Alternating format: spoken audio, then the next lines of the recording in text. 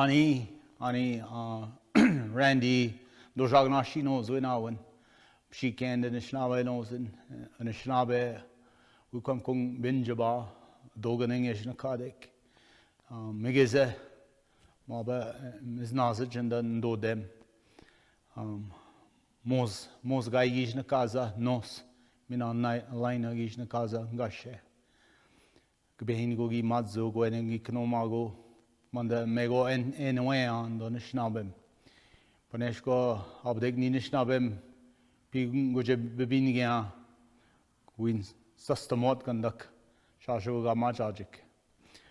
Good afternoon, everybody. My name is Randy Trudeau. My Nishnabe Noswin is Turtle. I am from the Eagle clan. I am Odawa Anishinaabe from Wikwemikong. My father, I mentioned my father and my mother's name. We always introduced them also. That's where we come from. Na dishni ke bugosen mama wogshemnedo. Juga much time. Abdek pane kuidwaj mana mabogshemnedo kui me gochen ma na pane maba. Shkekesh mompi kibijgade. Mishkodeosh mandaun. Mishabdek panewe whipscanet toing manda. We may go a chen maing mabag gemnedo. Naha nam need batan bangi maba epiten maing gemnedo. Panego bugo sen meme. Jugwe gigding, jugwe the batchaming, egwendego, abde kuigmego a chan maba. Good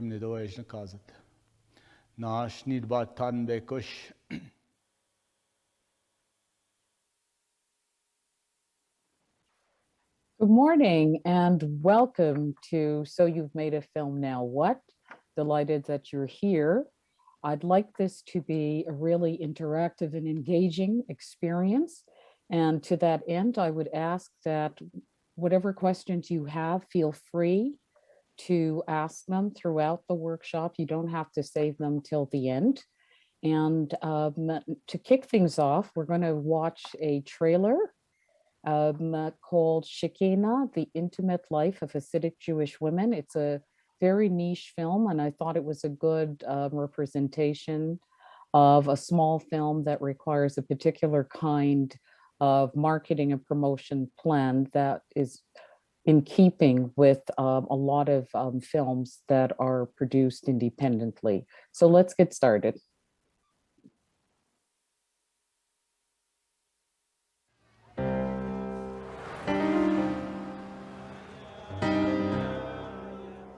One of the ways you refer to God is this term Shekhinah. And Shekhinah is a feminine word. It means the presence of God.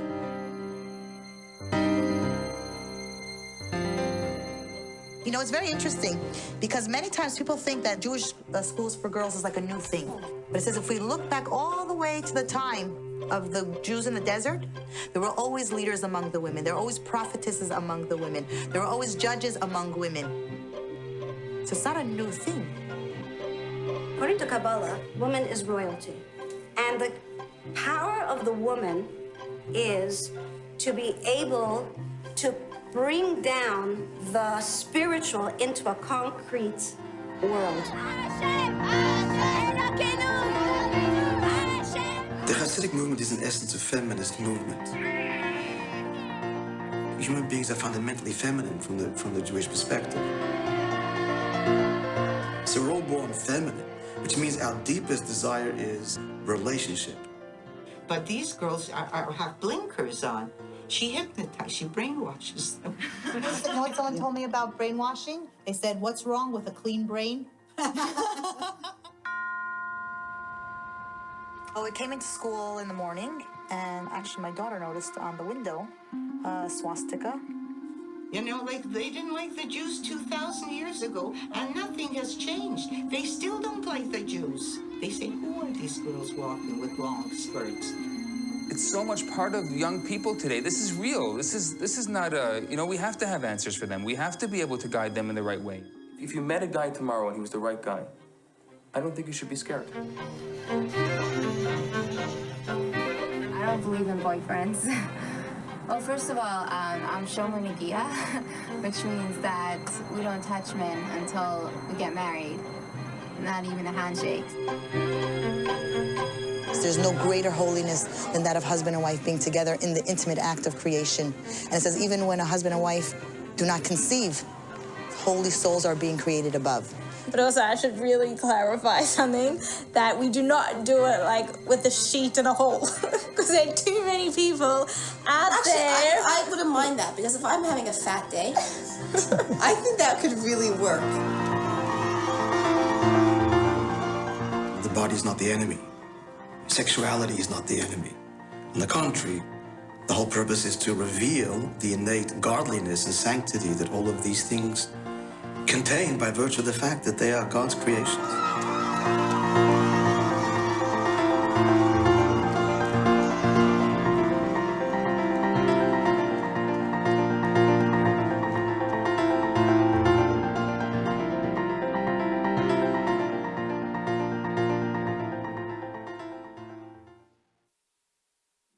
All right.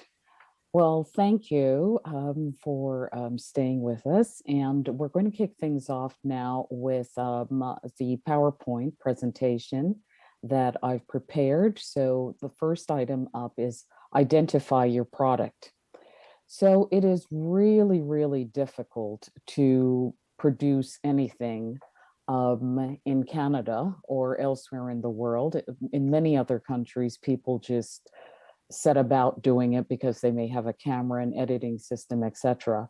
But in Canada, generally, we try to use the funding system to raise the financing needed to produce a film. And as I said, it's very, very hard to raise the financing. Oftentimes you spend an awful lot of time completing applications and they're not successful. So you're back to square one. So one of the key things I think to, gauging whether or not or giving yourself the best chance for success is to reconcile what it is you want to produce to what there's a demand for in the marketplace.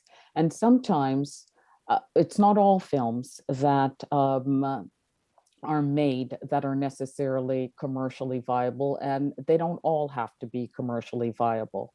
But again, knowing what it is the marketplace, particularly what a broadcaster or a streamer may want, gives you a better chance of success. So you gain that information, of course, by watching a lot of television or watching movies, be it on Netflix, Amazon Prime, etc. And once you gather that bit of information, you use that to then inform the choice of what it is you've decided to develop and produce. It is very important that you also spend the time knowing your project inside out. Sometimes people think they know, but they can't. They may know it in their heads, but they cannot explain it in a way that the listener actually understands right off the top what it is the story is about. So it's really knowing the story inside out. Is this something that covers universal themes? Is it something that falls into a particular genre that's popular, i.e., horror, for example? All of those things you need to have at your fingertips and be able to convey it in a way that suggests that you really are very intimate and knowledgeable about what it is you're trying to do. And part of that knowledge also is about the elements in that project that are promotable. So do you have a star director? Do you have talent in front of the camera that's well known, or who is an up and comer that the broadcaster, the streamer, or whomever the funder is may be able to relate to and say, well, this is a saleable talent attached to the project. The other person that needs to be promoted or be promotable is also you, the creator. What have you done previously that you can highlight? It is very, very important that you bring that. If you're a new filmmaker, then you have to talk about, other skills that you have, your passion, your commitment to getting this done. And those are the things that position you for being taken seriously by the would-be funder. The other element is being able to sell your project verbally as well as in pictures. So pictures could be, stills that you create just to tell the story. It doesn't necessarily have to be from the project, but images that are close enough to what you're trying to convey, that you can put together. Even a very basic PowerPoint presentation is one way of doing it while you're also telling the story. The fact is, there are no new ideas. They're just variation on old themes and stories. And that's what a funder is looking at. It's, what's your spin? What's your take on an old, a romantic comedy or horror film? So if you think about Get Out, it was a very, very successful horror film, and it was, the genre, the spin that they put on it was quite different. It was horror, but it also dealt with some serious themes of racism, classism, social inequities, etc. So whatever it is you're developing, it's very, very important that you think about what it is that's new that you're bringing to how the story is being told. You also position yourself for greater success by being able to identify the audience for whom this content is intended, because that makes everybody's job easier. Every broadcaster has a particular demographic, or streamer has a particular demographic that they're appealing to with their content. So that takes us to the next slide, identify your audience. So if you have, been following one of the major changes that have taken place in film and television, everyone is now created their own online delivery system. Everybody's got their own streaming service. And that has come about in large part because of Netflix and what Netflix have been able to do with its own content. It's like way out ahead of everybody, but I think they're getting competition from Disney Plus and Amazon, but they're still quite a ways ahead of everyone else. So in developing content, you need to think about the delivery platform. Are you going to go to a traditional broadcaster? And if so, it means that you have to think about the demographic as well as the funding. How is this going to be paid for versus a streamer? For example, Netflix, they pay 100%. But in paying 100% of the financing, it also means that they own the content. You lose your IP. So depending on where you are in your career, you may, as a newcomer, you are just trying to get some, stuff done, some content produced. So you may make that calculation that at this point in my life, it's fine if I lose the IP, but at least the project will get financed, I will have my credits, and I can build things from there. Or maybe you're at a later stage in your career and this is it's a passion project for which you would really like to hang on to some of the IP. So you may make the choice that rather than go to a streamer where they pay 100% of the production budget, I will go the traditional route, find a broadcaster get some Canadian media funds, some telefilm, some tax credits, and put your financing together that way. Other options for the financing also includes a co-production. And we often talk about co-productions as though it's a, relatively easy thing to do, but it's actually quite complicated and involved in that there's a lot of paperwork, a lot of legal documents that need to be produced, etc. So given that situation, it makes sense to enter into any kind of a co-production if the budget is at a certain level. So it has to be, I would say a few $1 million for you to even begin to think about doing a co-production, because otherwise it doesn't make sense in terms of the additional costs involved in establishing a co-production. So again, you have to know who is watching what, where, and when. And that informs who you go to with a particular project.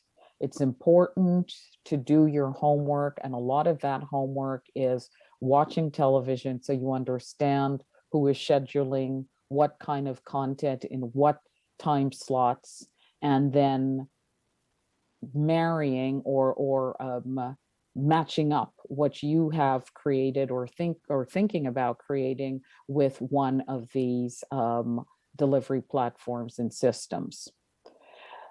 In Canada, we are a large country with a small population.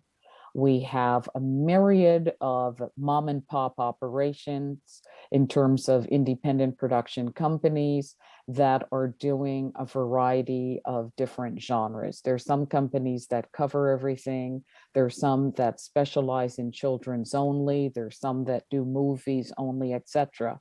Whatever the case may be, the fact is we need the international market in order to have commercial success. The population here is too small for the number of people who are producing, etc. Yes, you may get paid out of the production budget, but if you want to have a back end in terms of profit, it's very important to get into the international market. And today, with the technology that we have in terms of Zoom, Facebook, and all the other online systems, it is increasingly, I think, possible for you to find international audiences independently or with the help of an agent or a distributor.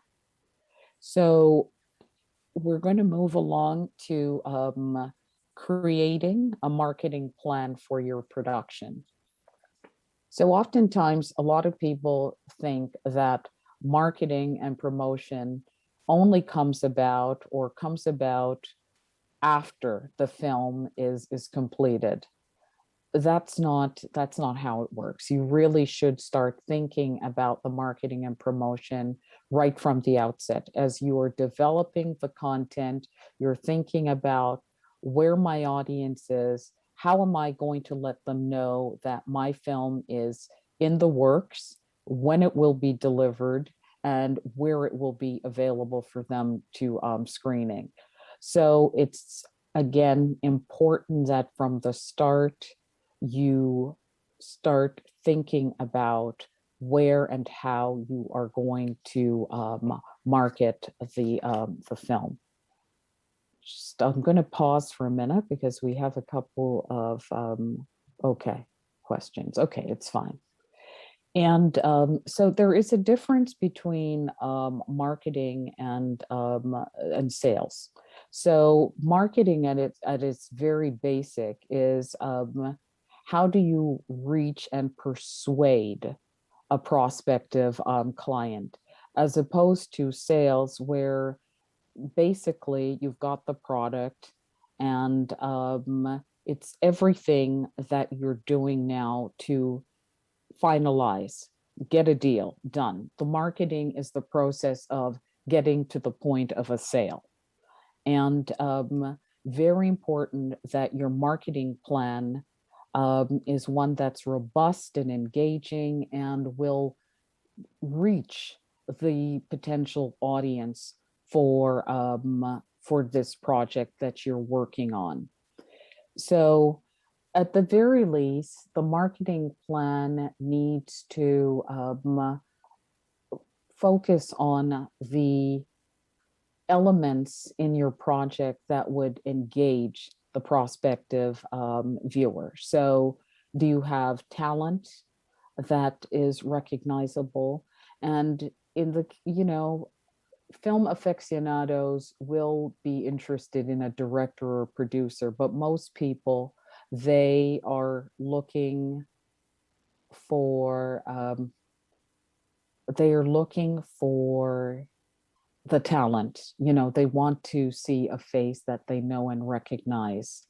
And that is the main thrust of a lot of marketing campaigns. And this is why when feature films in particular are completed, or even before they're completed, it's the talent in front of the camera, sometimes with the director who does the marketing and promotional circuit to get the film out there.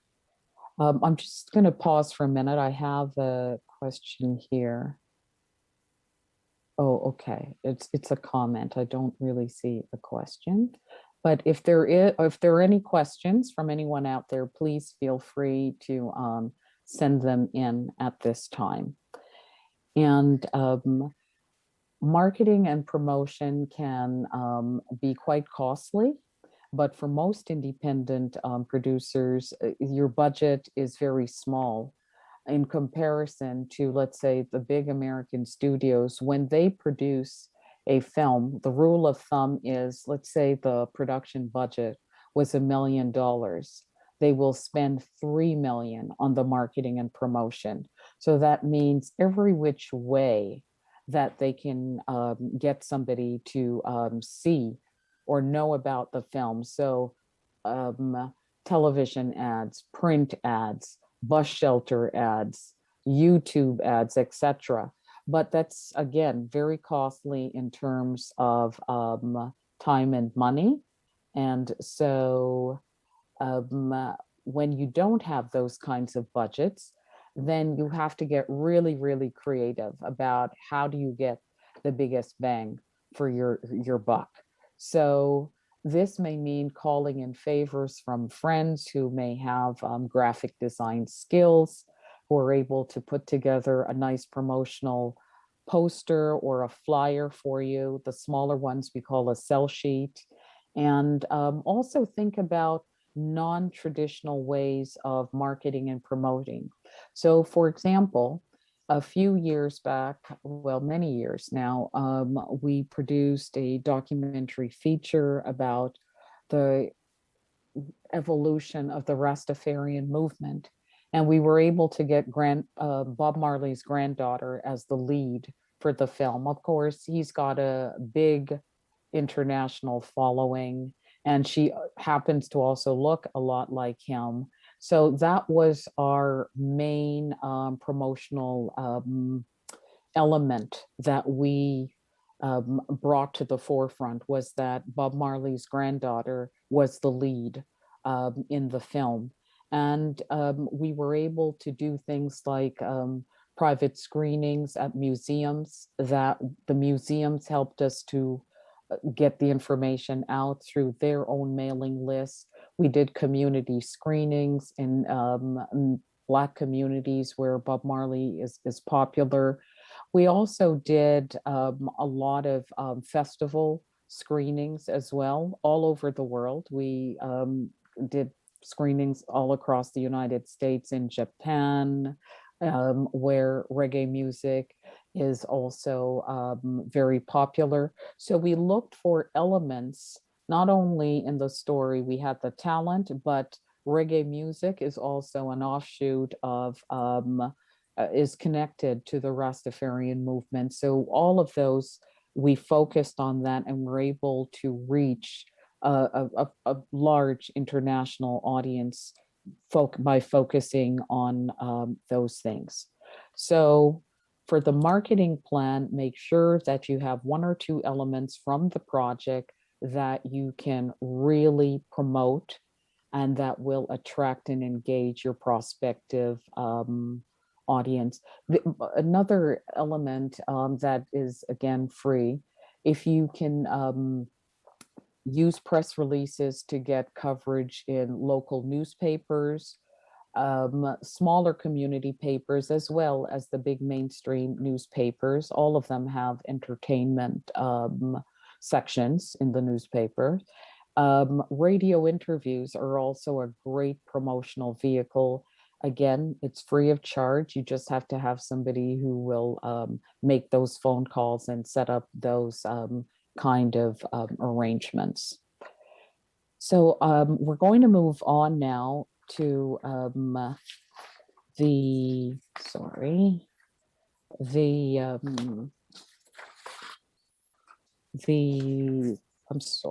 the acquisition end of things. We're going to look at what it is an acquisition or executive or commissioning editor looks for, and the difference between the two. An acquisition executive is someone who is buying content that's already completed, and they're looking for this content to fill a particular time slot.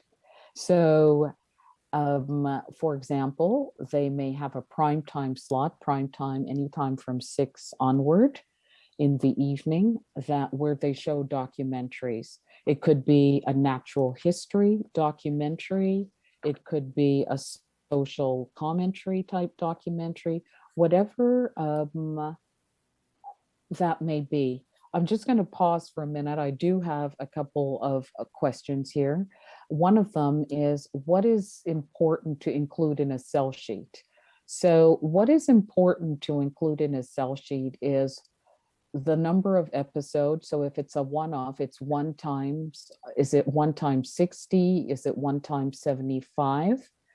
It's important to have a really catchy tagline that kind of, it's think of a log line, but a catchy tagline on the front of the sell sheet.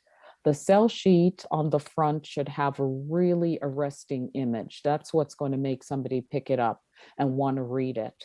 And preferably a detailed synopsis, no more than a paragraph or two on the back of the sell sheet. Some people only do a one-sided sell sheet and they put the paragraph at the bottom. So the running time, the genre is also very important. Is it a documentary? Is it something for children's? Is it a romantic comedy? Those are the kinds of elements that should be on the sell sheet. Someone here is also asked that their project is about diabetes and they would like to get a producer involved. How do I go about doing that? The best way of doing that is a direct way. You could reach out to the CMPA, the Canadian Media Producers Association, and ask them for recommendations of documentary. I'm assuming this project is documentary. And if it is a documentary, there are a number of well-established and well-known documentary producers. And you would reach out to them and let them know what it is you're looking for, what the project is about, and ask if they would be interested in producing it for you. It's best, you stand a greater chance of success if you are able to bring something more than just the idea to them. So do you have some funding in place? Do you have talent that's already attached and talent that would mean something to a prospective funder? All of those things you need to think about before approaching a would-be producer. And you can also reach out to one of the funding agencies, because they've just done a cross-country survey and consultation, and there seems to be a real push now on helping new and emerging content creators, particularly those of color and those BIPOC content creators, to get more of their projects produced. So if it's not a documentary, then if it's a feature, it's a drama. So the same thing, there are a number of production companies that focus on, be it a drama series or a feature film, and you could use the exact same sources that I've recommended that you reach out to and see if they're interested. And, you could also send me a quick note after and a synopsis, and I'll take a look at it, and then I can send you a few recommendations as well. All right, so getting back to the acquisition executive or the commissioning editor, as I said, the difference between the two is that the acquisition executive is someone who wants something that is already made, and they are going to license it for the purpose of filling out a time slot. Maybe they had a series that was running for a couple years, and it's now time to fill it in with replace it with a new series. So that's what the acquisition executive does. So from their standpoint, it is important that you understand what the brand of the channel is. What is it, the channel, who the audience is for their programming, and on the basis of that, then you pitch them something that's appropriate. Oftentimes people simply focus on what it is they want to do or what it is they want to sell to someone without really having done the homework of research, researching the content on a particular channel. And it's something that really annoys, be it an acquisition executive or a commissioning editor, that you've not troubled yourself to actually know whether or not you're presenting something to them that makes sense for their channel, for their brand. So you make their jobs easier by actually knowing what it is they want. So when you pitch your idea to them, you can say, I have watched the channel and I think this is a great fit for your 7 o'clock time slot or your early morning preschool time slot, etc. The commissioning editor, on the other hand, is someone who is looking for new projects, new ideas that could solidify the brand of the channel. So for example, TV Ontario is known for two things, or three actually. They're known for their children's programming worldwide. They are a leader in children's programming. They're known for documentaries, and they're also known for their British dramas that they acquire, that those are strictly acquisitions. So TV Ontario's mandate is to reflect Ontario to not just Ontarians, but that's their first remit, is to reflect Ontario to Ontarians, and then the wider Canadian community. And beyond Canada, they're also very popular in the United States, particularly the border states. So if you have a project that is an Ontario story, be it Northern Ontario or part of the, Toronto and the greater GTA, TV Ontario is a great fit. It's a smaller channel. Their budgets are smaller, but they're also very open to working with newcomers. So if, again, you understand what the channel is, where their key programming and their audience and their mandate, then you can approach the commissioning editor with ideas that, again, solidify the brand. That's what the commissioning editor's role is to find new content that they're going to commission to have it made because it's exclusive. They have the first right to broadcast it. And it again strengthens the brand. So another example of a channel that has a very strong brand recognition, and a lot of that recognition has come by through original commissions, HBO. So everything from The Sopranos to 6 Feet Under, Deadwood, you understand the HBO brand is, you know, drama programming that's got some edge to it. And they've innovated and created that particular brand for themselves. So in much the same way that HBO is known for this edgy content, TV Ontario is known for educational children's programming that, or what we call edutainment. It educates and it also entertains. They're known for very strong documentaries. And as I said, British dramas in particular, everything from Coronation Street to Great Houses of Britain, etc.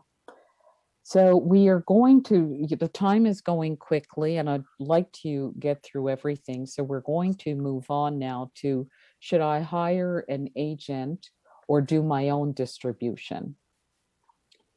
So we're living through a time where digital technology has allowed us to have access to you know, audience well beyond our home borders.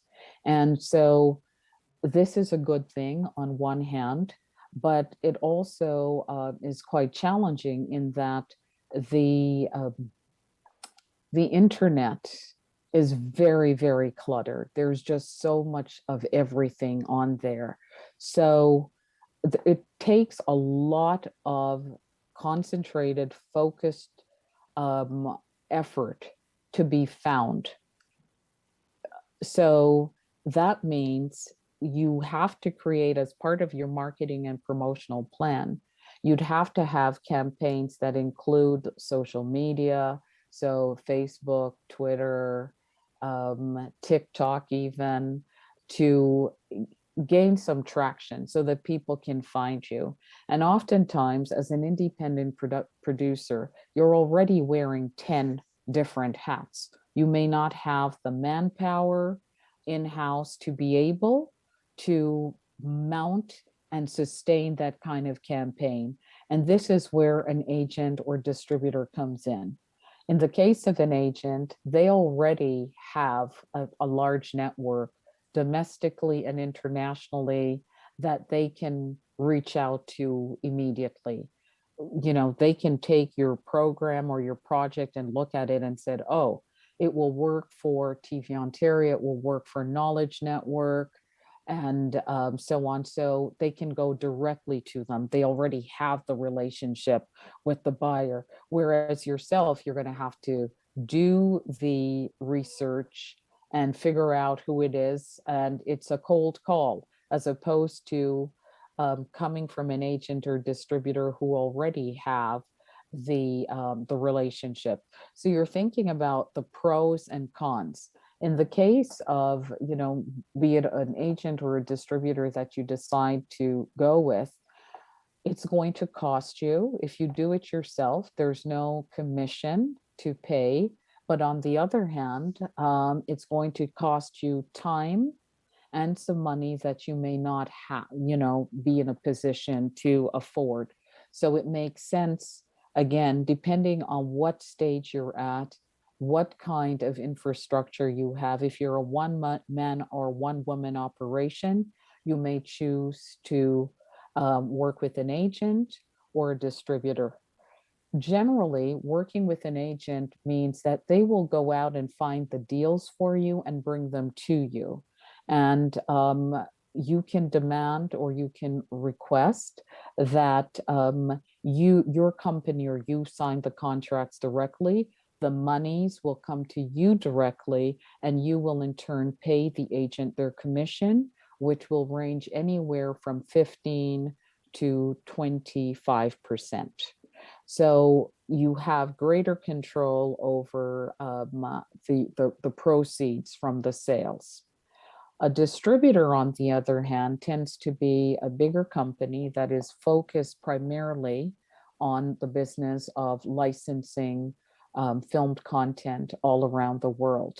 They have a bigger infrastructure, they have a sales team, and all of that comes with a price tag.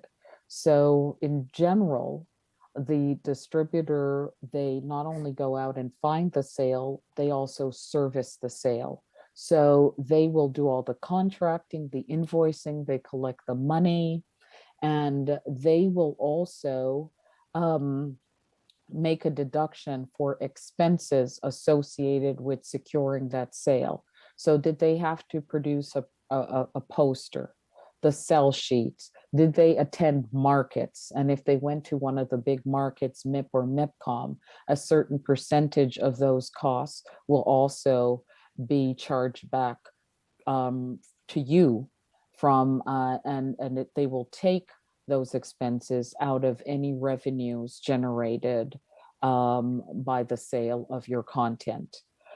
The fees vary, but they're anywhere from 25 to 40%. So it's a big chunk of the revenues that you generate for your content.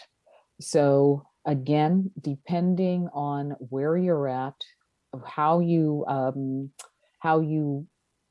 think about the loss. Is this a loss to you that you're prepared to live with or not? Then you make your decision accordingly.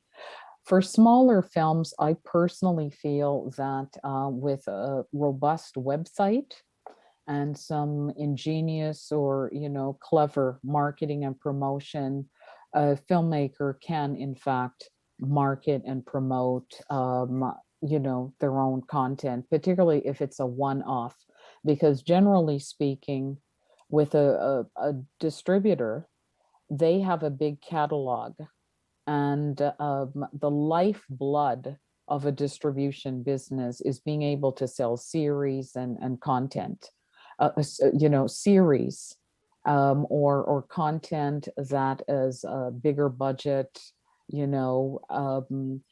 that's what keeps the cash flowing. A one-off, even though it may be a very good story, etc., it just doesn't generate as by itself enough revenue to warrant or to justify a tremendous outlay of capital on the part of the distributor. So years ago, we used to be able to bundle and package up a lot of content together, and your one-off may be part of that bundle. There's a lot less bundling happening because there is so much content available that the broadcaster or the streamer, they don't have to accept a bundle. They can cherry pick what it is they would like to acquire. So in the end, as I said, you have to, what's going to drive the decision is whether or not you have the manpower to be able to effectively market and promote and sell this yourself, or you'd be better off, even though you may be generating less revenue because you're paying commissions, but at least somebody is out there selling it and selling it consistently, as opposed to your situation, which may be now and again you have some time to do this in between developing your next project. So we're going to move on now to the next slide, which is close the deal. And closing the deal generally is about generating the right contract.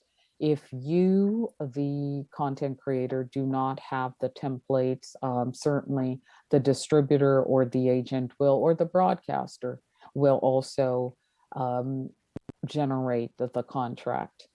Most of them, of course, are written in legalese, but there are key points that I think are basically understandable for anybody with a fairly good command of the English language. And there aren't a lot of, things that are negotiable within these contracts. So it boils down to a number of small things or not so small things that you can negotiate. So for example, the term of the agreement, is it going to be a 4-year term or an 8-year term? And most broadcasters will require 4 years, that's standards, and some of them will require 8. But there is room for negotiation as to what the term, how long can they show your program for. The other area that is negotiable is how many times in a given year can they show it? Is it an unlimited number of time per year, or is it 1 or 2 times per year? That's negotiable. And in terms of the license fee, again, there is something that exists that's called the World Television Pricing Guide. And for each genre of film in or television program in every country of the world, there is a range that is paid for that content. So depending on whether you're doing it yourself or a distributor or agent who has established relationships is selling the content, you're either, and and depending on the relationship they have with the buyer or the acquisition executive, they're either going to get the bottom of the scale, the middle, or the top end of the scale. Again, depending on the relationship and depending on the budget that the acquisition executive has that given year or at that point, that point in time when the pitch is made to them, because maybe it's later in the year when they've already spent a lot of their acquisition budget or their commissioning budget. So they may not have enough to be able to give you the top of the scale. So all of those factors, are the main things in a contract. And the other thing, of course, is all of the other rights, the, subscription VOD, how many rights are you giving to any one entity? We've reached a place now where most broadcasters or streamers, they want all the rights. Even though it may be a streaming service, they also want the broadcast rights because they will turn around and then sell those rights to a broadcaster. So it's a delicate dance, but increasingly, as I said, everybody wants everything. The most effective way to go about it is just to try to get the top dollar that you can for your content, and also try to manage the number of years that any one entity has the right to screen those your content.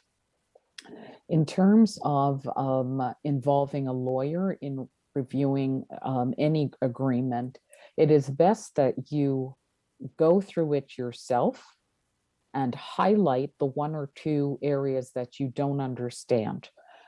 This will then result in you paying out less for legal fees because the lawyer now doesn't have to review the contract from start to finish. You're focusing them on 1 or 2 clauses that are unclear to you and asking for their advice as to whether or not this is something that should be in the agreement or not.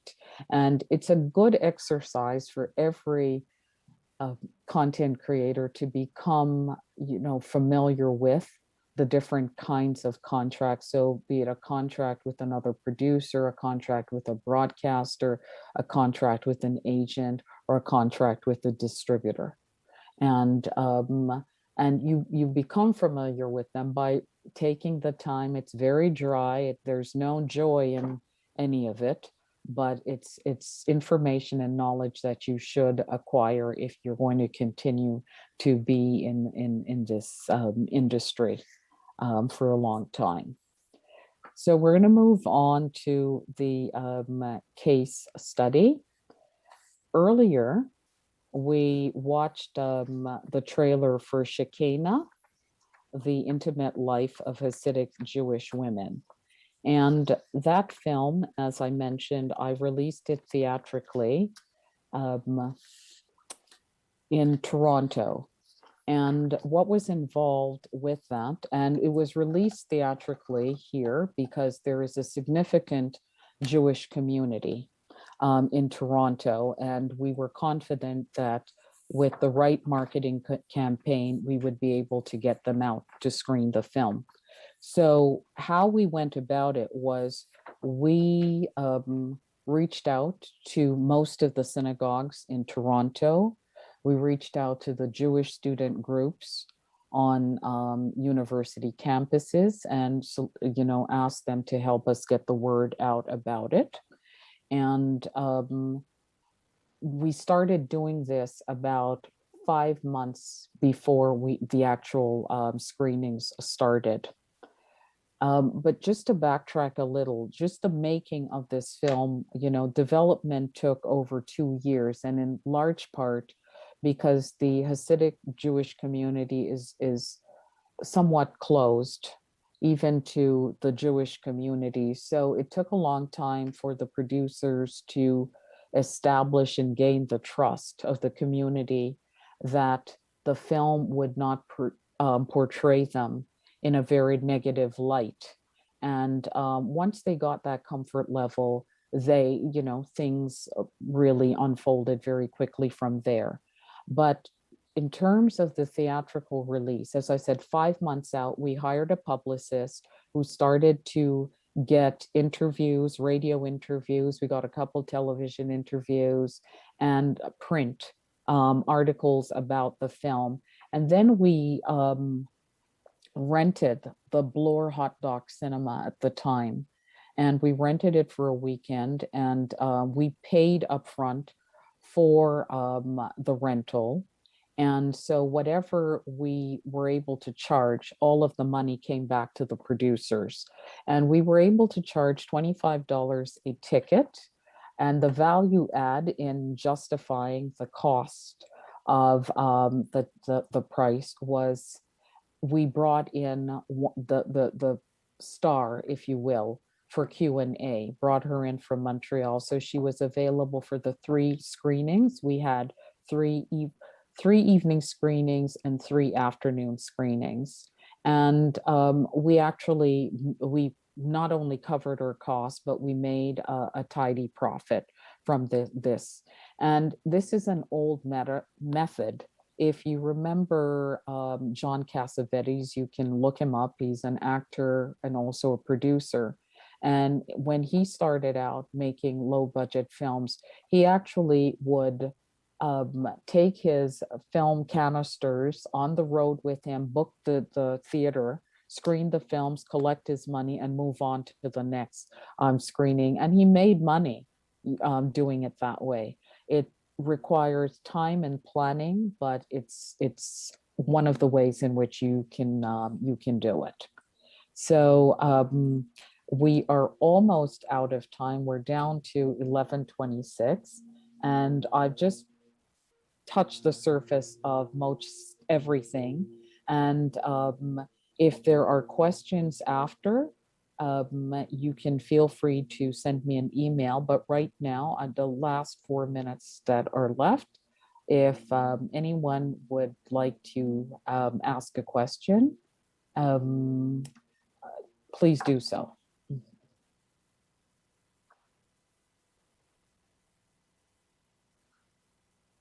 Okay. Well, if there are no questions, I would just like to encourage all of you who are new and emerging creators to, you know, keep going. It is a difficult industry to be in, but if you are tenacious and persistent, you can definitely do so. What is the pricing? The pricing guide, there isn't a manual for the pricing guide. It is generally inserted into a couple of trade magazine. Broadcasting and Cable or Broadcast has a copy in there. So this year, when we go to MIPCOM, we will pick up some copies, and we'll be able to obtain a copy of it that way. So it's not a standalone, it's an insert inside of one of the trade magazines. So I was saying that I would just like to encourage all of you to persevere, because it's a tough business to be in, but if you keep at it, at some point you'll have your breakthrough, whatever that looks like. But it will happen, and just going knowing that it is not an easy road, but if this is what you want to do, just keep at it, and at some point it will, as we say, it will come right. So if there are no other questions, are there any comments? Anybody would like me to share anything of my own experience or so on? Let's just use up the 2 minutes that are left.